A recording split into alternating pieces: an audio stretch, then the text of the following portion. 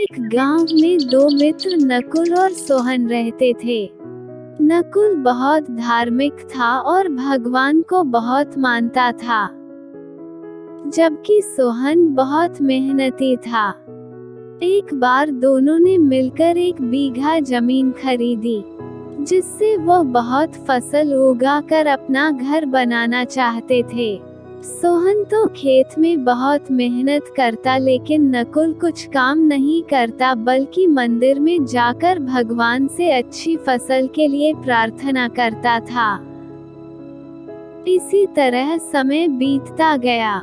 कुछ समय बाद खेत की फसल पककर तैयार हो गई, जिसको दोनों ने बाजार ले जाकर बेच दिया और उनको अच्छा पैसा मिला।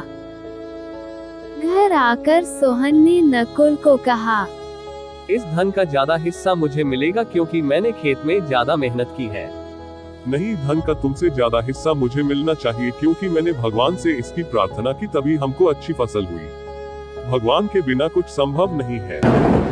जब वो दोनों इस बात को आपस में नहीं सुलझा सके तो धन के बंटवारे के लिए दोनों गांव के मुखिया के पास पहुँचे। मुखिया ने दोनों की सारी बात सुनकर उन दोनों को एक बोरा चावल का दिया, जिसमें कंकड़ मिले हुए थे। कल सुबह तक तुम दोनों को इसमें से चावल और कंकड़ अलग करके लाने हैं, तब मैं निर्णय करूंगा कि इस धन का ज्यादा हिस्सा किसको मिलना चाहिए। दोनों चावल की बोरी लेकर अपने घर चले गए।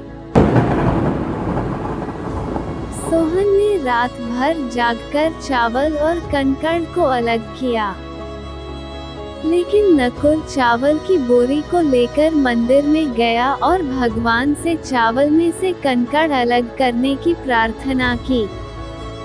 अगले दिन सुबह सोहन जितने चावल और कंकड़ अलग कर सका उसको ले जाकर मुखिया के पास गया, जिसे देखकर मुखिया खुश हुआ।